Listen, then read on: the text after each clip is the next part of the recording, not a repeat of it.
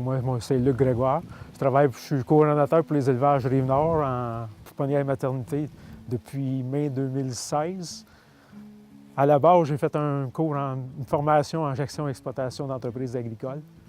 Ça m'a amené à obtenir un poste de gérant d'une maternité de 635 truies pour la compagnie Jean-Marc Henry. Ça, c'était en 1987. Ensuite, en plus d'être gérant de la maternité, ils m'ont donné la supervision des 2 autres maternités de l'entreprise jusqu'en mai 2016, où il y a eu le partenariat de Jean-Marc Henry avec Olimel. Il y a 30 ans, l'entreprise elle détenait 3 maternités à la base, pour à peu près 2400 truies.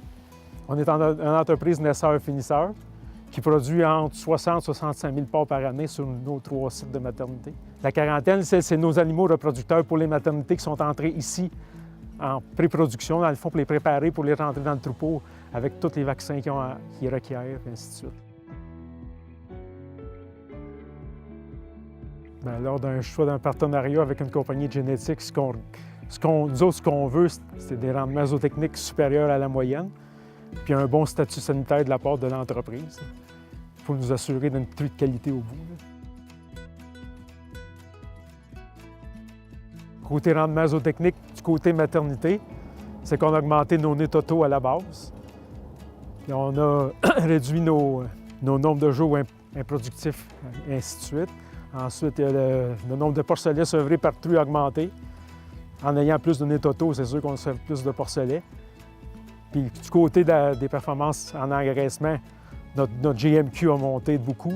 Je dirais qu'on a passé de 825 de GMQ par jour autour de 925-930 grammes de gain par jour. Puis dernièrement, on pogne des lots qui font au-dessus de 1000 grammes, ce qu'on n'a jamais fait avant avec les autres génétiques. On a beaucoup plus d'uniformité sur nos porcs en fin d'engraissement.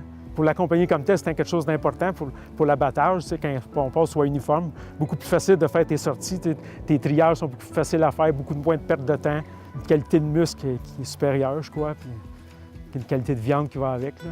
Ça, je pense que c'est les plus gros changements qu'on a remarqués depuis qu'on utilise cette génétique-là. Je crois par rapport aux autres génétiques, c'est la qualité de ses membres. C'est une truie qui est hyper résistante. Notre taux de réforme, depuis ce temps-là, diminue beaucoup depuis qu'on utilise cette truie-là. Elle a une grande capacité d'ingestion, ce qui fait qu'elle produit beaucoup de lait.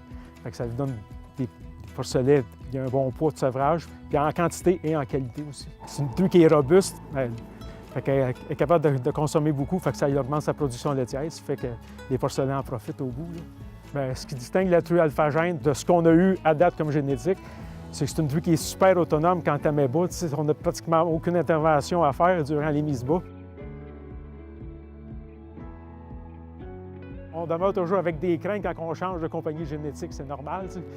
On est comme bien dans nos vieilles pantoufles, mais quand on apporte quelque chose de nouveau, c'est toujours un peu stressant. Là, ça fait quand même presque 2 ans qu'on est avec eux autres. Puis tout ce qui est à date, c'est juste du positif. C'est rassurant pour l'avenir. Il n'y a aucun problème à recommander l'alphagène à n'importe quel producteur avec ce qu'on voit avec nos résultats. Je ne suis pas inquiète. Peu importe la génétique qu'il y avait avant, je pense, pour l'instant, je ne crois pas qu'il y en ait une qui est supérieure à ça. Là. Quand tu leur parles du nombre de porcelets sevrés par truie, déjà, tu allumes une lumière assez importante.